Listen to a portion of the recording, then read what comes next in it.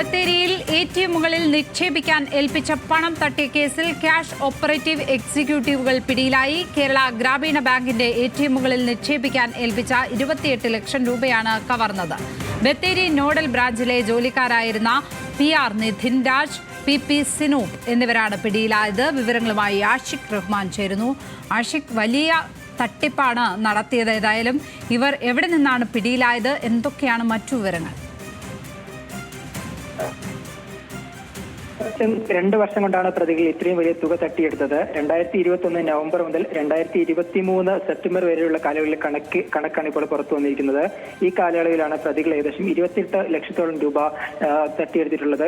ഇവർ രേഖകൾ കൃത്രിമം കാണിച്ചാണ് ഈ ഒരു തുക തട്ടിയെടുത്തിട്ടുള്ളത്. ഓരോ സമയവും ബാങ്ക് നൽകുന്ന തുക കൃത്യമായി നൽകാതെ അതിൽ തുക കുറച്ചുകൊണ്ടാണ് രേഖകൾ കൃത്രിമം കാണിച്ചുകൊണ്ട് ഇവർ ഈ 2 വർഷത്തോളം തട്ടിപ്പ് നടത്തിയത്. തുടർന്ന് ബാങ്ക് നടത്തിയ അന്വേഷണത്തിലാണ് ഈ വലിയൊരു തട്ടിപ്പ് നടത്തിയത്. തുടർന്ന് കുപ്പാട് സ്വദേശി നിതിൻ രാജിനെയും മേപ്പാട് സ്വദേശി സിനൂബിനെയും ബത്തേരി പോലീസ് ഇപ്പോൾ കസ്റ്റഡിയിൽ എടുത്തിട്ടുണ്ട്.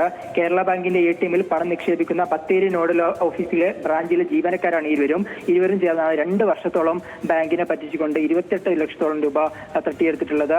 എന്തായാലും വലിയ തട്ടിപ്പാണ്. കൂടുതൽ ഈ വിവരങ്ങൾ പോലീസിന് ശേഖരിക്കുകയാണ്. കാരണം 2023 വരെയുള്ള കണക്കാണ്. അതിനുശേഷം ഈ പ്രതികൾ ഇത്തരത്തിൽ തട്ടിപ്പ് നടത്തിയിട്ടുണ്ടോ, മുൻകാലങ്ങളിൽ സമാന രീതിയിൽ തട്ടിപ്പ് നടത്തിയിട്ടുണ്ടോ എന്നുള്ള കാര്യങ്ങളെല്ലാം പോലീസ് നിലവിൽ അന്വേഷിച്ചു വരികയാണ്. എന്തായാലും പ്രതികൾ ഇപ്പോൾ റിമാൻഡിലാണ്.